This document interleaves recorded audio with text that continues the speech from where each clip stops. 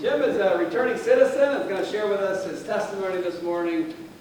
It's awesome to have Jim with us. And I roomed with Jim at a conference about 3-4 years ago. And welcome back, Jim. God bless you. Sure.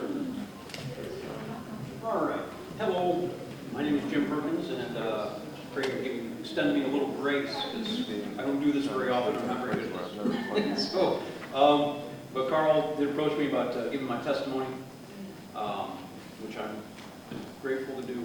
And so, as I said, I pray you'll extend me a little grace because I don't have anything written down. I figured I lived this life, so I guess maybe some of them might come out.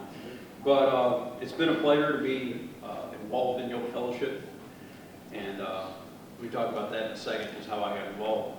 I was born the son of a poor sharecropper. No, if you're a Steve Martin fan, the church, you'll know where that came from. All right, let's go from there. And no, I was actually born the son of a poor dairy farmer. And so yeah, I grew up dairy farming in upstate New York all my life. And milking cows all my life. And I wasn't necessarily, my family wasn't necessarily a Christian family. We were a good family. And that's the thing is, there's a lot of people out there nowadays who figure they're good people, and you know, they haven't killed anybody, and therefore everything is good. And so that's kind of where a lot of our world is. It's just a matter of, you know, good people. Shouldn't that be good enough? So I grew up there, and as a kid, that's what you do when you're a kid. You grow up, and so I went through school and had a lot of trying times, and we'll just flash forward actually to my senior year in high school. I was a very kind of despondent kid and didn't really fit in very well with anywhere. So I tried to fit in. My senior year in high school was spent getting drunk, hung out with the wrong friends, who I thought were my friends. That's the reason why I was hanging out with them and getting drunk, because that seemed to fit my model of what I wanted, that acceptance that I needed and that I was looking for. So I spent a good portion of my senior year drunk and not necessarily in school. That caused me to not pass my senior year in high school, and it failed me. That was a hard thing to go through, and I quickly learned who my friends were. My friends who I partied with, they graduated and they went on and they left me behind. So, needless to say, when I got out of high school, I was a very upset person, very despondent person. I was pretty much alone. I felt that way a lot. So, in my small town in upstate New York, yes, there are small towns in upstate New York. You say New York and everybody goes, you tell somebody you're from New York and they go, oh, New York City, and it's like, no, it's really kind of hard to milk cows in the middle of downtown Manhattan. So that didn't happen. But there are a number of small towns in upstate New York. And so in my small town, it was a little small country store. And I would go down there. I was, I had a tobacco addiction. And I started chewing tobacco when I was 13. And I chewed for 6 years. And so, but I would go down to that little small store, buy my can of Skoal, and there was a young man in that store. He was a store owner's son, and he was 24, and he had long hair, and he had an earring, and he played drums in a Christian band. And I would come into the store to buy the can of Skoal, and this guy's name was Stephen. He would come in and Stephen would say something to me about God, and I'm like, that's good, that's nice, okay. We'll see you later. And so finally, on the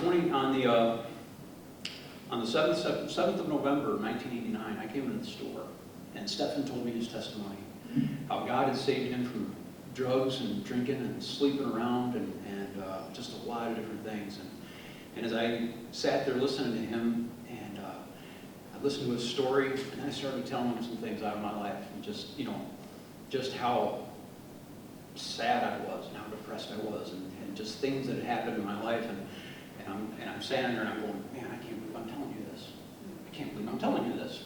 And Stephen said to me, he said, you want to go in the back room and pray? And so we went back in the back room, and I'm sitting on these steps in the back room. He's like, wait a minute, I gotta go close up the store. Because it's a little dinky store in a little dinky town. And so he went to go close the store, and I'm sitting back there, and I'm like, man, I gotta get out of here. I gotta get me out of here. This is stupid. And he closed up the store and came back, and I can't necessarily remember what it was that Stephen prayed. But as I sat there, he prayed something, and then I went off, and I remember myself saying, as I sat there, I said, God, I'm sick of missing the boat, God. I need some help. And at that moment, I said, I need some help. I felt this weight come off of me. I felt this weight come off, and I bawled my head off. And I had been saved. And I had been freed. And I had been saved. And after that, Stephen mentored me. He was, so he's 5 years older than me, and he was my mentor. We hung out together.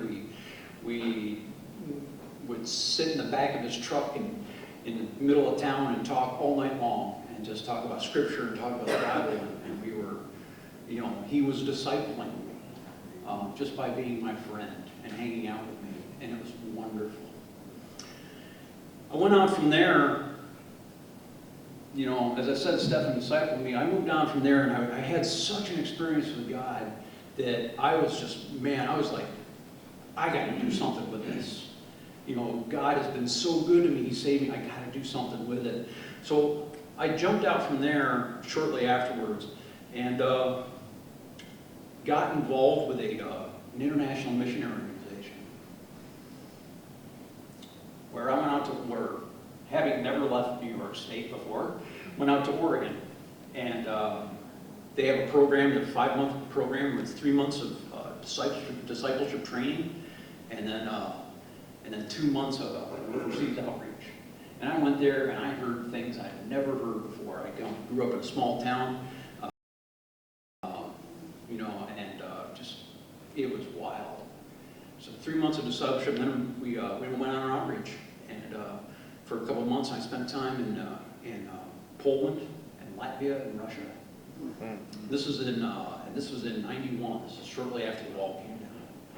So it was wild to fly into Berlin, Germany, and see just where the wall had been, and see the dividing line, and see what was West Germany, which was colorful and populated, and Eastern Germany, what was Eastern Germany, which was just dull and gray, and just a lot of nastiness.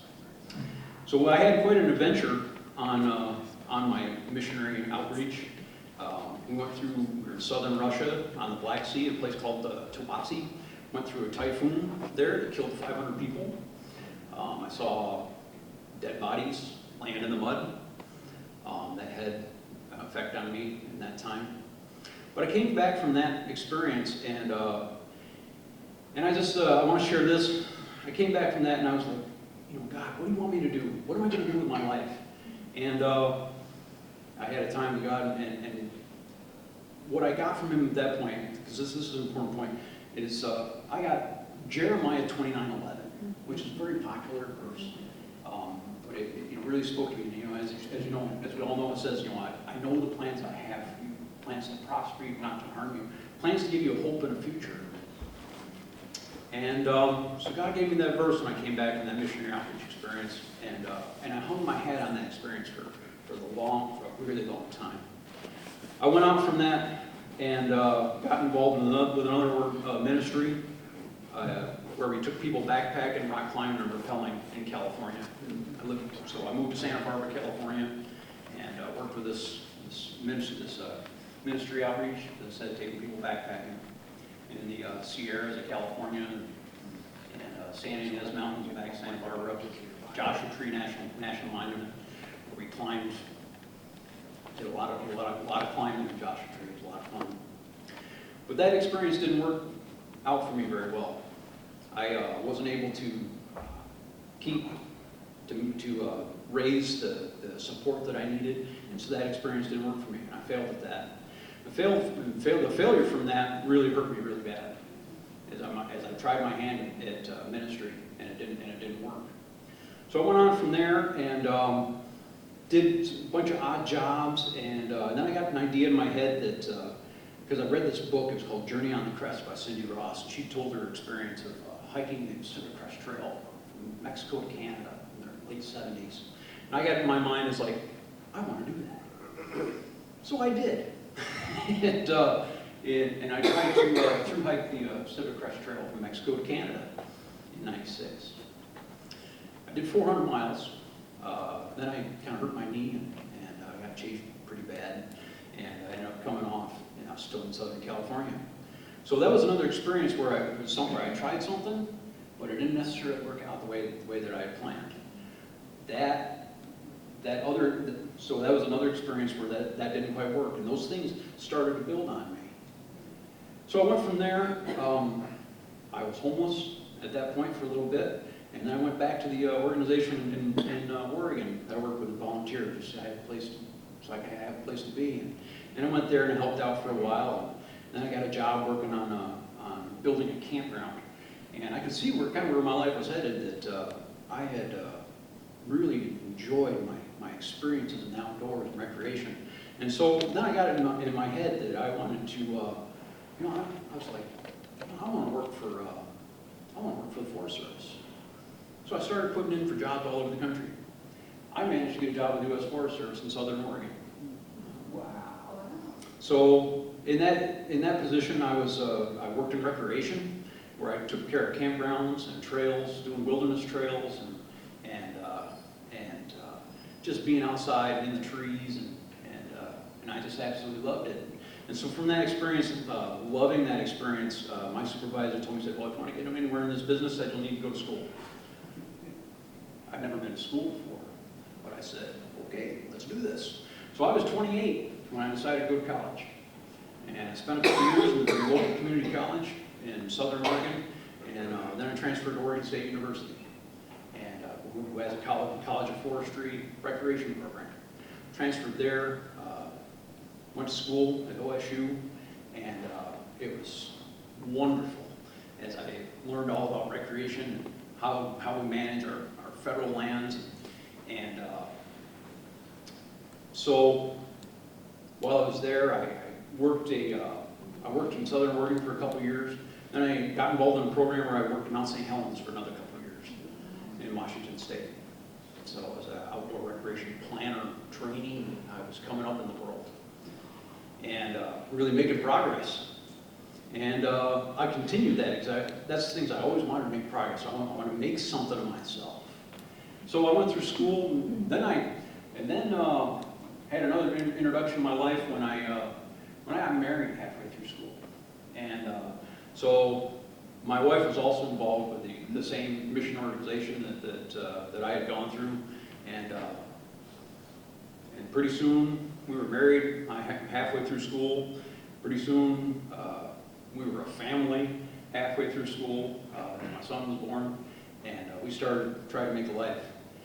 Eked my way through school just barely by the skin of my teeth, because I got really stressed out and trying to make my way through school and lead a family and keep our heads above water.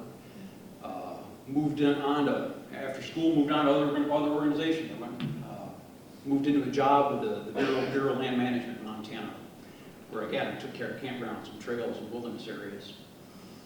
I had my area ranged all the way from the north entrance of Yellowstone National Park up to Great Falls, and the area was huge. I was doing exactly what I wanted to do, and I was really making something of myself. I was making quite a bit of money, more money than I'd ever made. We bought a house in Montana, and first house I ever bought, and I was really, really doing well. Went on from there, had a little stint with the National Park Service, and then I decided that I wanted to get closer to my folks in New York, and so I really wanted to get back with the Forest Service again. So I ended up put in for a job that got me back here to this side of the country again, in the Allegheny National Forest here in Pennsylvania, and that's what brought me to Pennsylvania, is work on the Allegheny, work on trails. And as I said, I was bought another house when we moved here. And I was really becoming something. Well, that all came crashing down on top of me. Because I got, seriously involved in some, awful things that really dragged me down. Dragged me down and ended up dragging my family down. I'm not sure I want to get into here. But I should have seen it coming. I didn't see it coming. So anyway, on the 5th of July of 2011, I was arrested. And everything that was in my world came crashing down really, really fast. There was a pastor we had started to work with in this town we moved to, and so talking to him, he was like, well, we really need to get this right. We need to get this straight. And I said, yeah, we do. So he took me to the authorities where I had to go deal with some of my past sins. And at that moment, as I sat there in that room, my Heavenly Father reprimanded me. And he yelled in my ear, enough.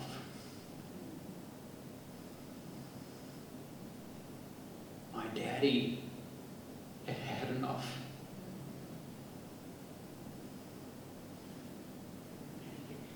He yelled at me. Some don't think you should ever yell at your kids, or I got yelled enough. So I was arrested at that point, and I went to jail, and never got out. So as I went to prison, just bought a house, just moved to this town, just bought a house. As I said, making something of my career. I had a 13-year career with federal land management agencies, and it all came crashing down. And as that all came crashing down, I was a very, very broken person. And as they took me to that county jail, a couple days in, I was like, God, what is going on here? What about me? What about this? I got back into the Bible again. I walked away from my Bible. I hadn't actually picked up my Bible in years. It looked good on a table, but it wasn't actually picked up and read. But what he got me to was back to Jeremiah. And I just really want to share this. Don't go the wrong direction. I had hung my hat, as I said, on Jeremiah 29:11 for the longest time, for years and years. Man, God has a hope and a future for me. And it's like, what do I do? And I hung my hat on that for years. But when I was in that county jail, one thing I learned the importance of not only that verse, and we focus so much on that verse, but what about the stuff that comes afterwards? Because the thing is then I realized as I read it, and I got into it, and I got afterwards. And if you get afterwards, you get into 12 and 13 and 14, and it says, then you will call upon me, and go and pray to me, and I will listen to you. And this is 13, this is what really got me. And you will seek me, and find me when you search for me with all your heart. With all your heart, not part of your heart, a little bit of your heart, a little piece of your heart when you got a little time, whatever. If you seek me with all your heart, you will find me. And I will be found by you, says the Lord, and I will bring you back from your captivity. I will gather you from all the nations and all the places where I've driven you, says the Lord. And I wished I'd realized so long ago the importance of that, what was beyond 11. But it said, if you search for me with all your heart, you will find me. You will find me. So my prison time was spent in a lot of that, the searching for God with all my heart, because I've been really half-hearted for the longest time. My time in prison was very hard. It was difficult right off the bat. A number of things. I got transferred from prison to prison. Had some awful things said to me, and didn't get crap beat out of me or anything yet, luckily. And so I'm fortunate on that aspect. But as I said, the world came crashing down on me. In the middle of my prison sentence, I was sentenced to a 5 to 10. And in the middle of that, my wife filed for divorce. And so I lost my family halfway through the middle of that. So in that middle of that time, that was the roughest time in my whole life. That was even rougher than prison. So it was during that time that as I went and sought the Lord, and I went to chapel, and I went to the church services, and I went to small groups, and that's about the point where I met Sue Wiseman, who came in with the Oak Fellowship, and she was pretty adamant to tell me that that God is bigger than your circumstance, and that He loves you. The best advice I ever received from her, as I went through this horrible experience of getting divorced while I was in the middle of prison, which is an awful place to go through because you can't do anything. It was don't say, write, do, or act in any way that cause you more regret than you already have. And I didn't write, say, do, or act in a way that would cause me more regret than I already had. Thank you for that advice. Thank you for that advice. So my prison time was a difficult one, but I sought God, and He was there. In fact, He even sat with me on the top bunk of my bunk. It was December 10th, 2015, where Jesus sat on my bunk with me, and it was just the most incredible, wonderful experience I could have ever had. I've never been so loved in my life. But I went through that time, and I spent 6 years and 4 months at SCI Fayette. Not that whole time, sorry, that was about 5 years or so. The other time I spent in other places. But I got out, and I ended up in Lancaster. And didn't know anybody in Lancaster, had no plans to go to Lancaster, but talked with Pat and Tootsie about becoming a New Persons, actually.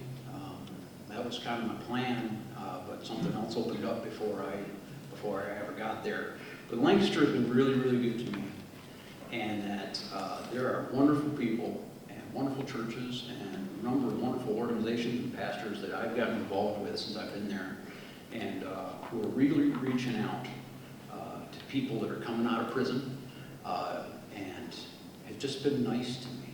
And that was the thing I longed for more than anything, was just for somebody to just be nice to me. Prison is not a nice place. There's not a lot of nice people there. There are some, but there's not a lot of nice people. I just needed somebody to be nice to me. And that somebody being nice to me has made all the difference in the world. But when I got out, I got involved in organizations, but I really sensed myself starting to falter. And I was like, what do I do? What do I do, God? And so I got an idea in my head that I needed to, I'm a hiker, and I needed to hike so I ended up hiking from the lowest to the highest point in Lancaster County. Lowest point being Susquehanna River, and the highest point being Texter Mountain, the apex of Lancaster. So I walked that, and that was a really gratifying experience for me. It really kind of changed my life around.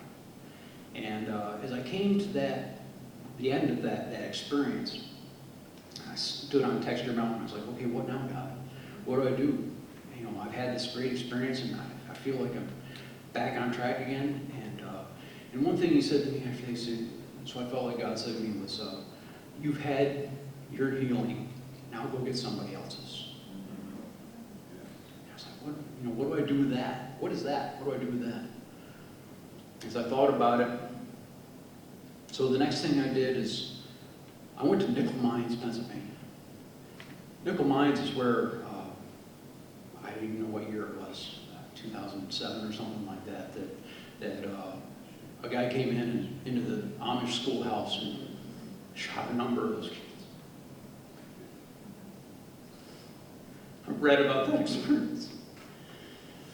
It broke my heart. So what God said to me, he said, you got your healing, go get somebody else's. So I went to Nickel Mines. And I walked from Nickel Mines to Texture Mountain. I went from the lowest point. Listen, God was taking me from my lowest point to my highest point. And that was the representation that I was living out. From low to high point. I went to somebody else's low point. That was somebody else's low point when that shooter went into that school.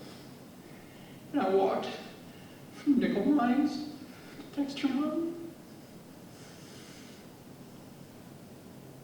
And it's my hope that somebody else got their healing by that experience.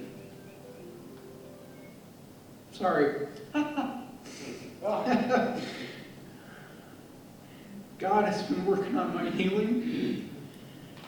I'm not there yet. Actually, this week I started a divorce care group to try to take me through some of that hurt. As I said, prison was awful, but divorce is more terrible than that. So I just pray that God will continue to work on healing me. I'm not there yet. I'm not there. I have a long distance to go. But He is changing me, and He is altering me, and He is improving me. The one thing I learned in prison is a matter of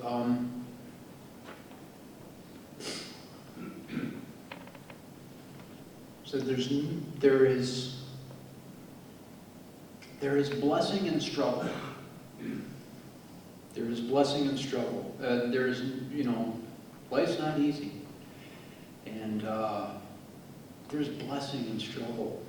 And don't despise it, because it's a good thing. It makes us grow. It gives us character, and that is a very important aspect, that we grow in character.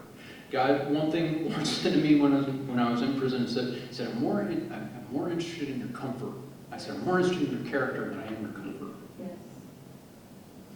My comfort was non-existent, but I just pray that He improves my character, because it was not very good. But He's doing that. He's a God who saves. He's a God who improves. He's a God who takes us through our worst times when everybody else abandons you.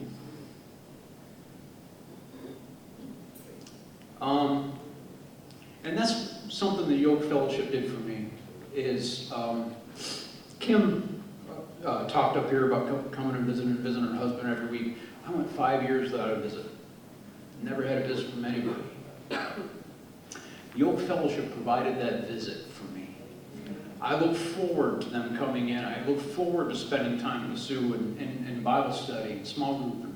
The movie ministry that she brought in, that was my visit. That was my somebody coming to me and saying, I was in prison and I visited you. So I appreciate what you guys do. You come in, you say that God loves you. You're not worthless. You're not alone. You're not abandoned. It says it, and you convey the message that you have value. That is what we need to extend to a prisoner, especially a prisoner coming out, is you have value. Because there's a lot of worthless feelings there. As you try to get a job, and you try to you find a place to live, and those things are difficult. Extend that you have value, that idea of you have value. It's a wonderful tool. So thank you again for what you guys do. You're coming to the prison. You can't come right now, but you know people. You were in before. You know people who are in there. Pray for those people, and ask any of them. Well, you can't write either, so maybe pray for them. They need it, especially now with the whole lockdown thing. They have no church. This is where they need to grow, because they're not getting together. They're very much alone. But hopefully, it's in that alone time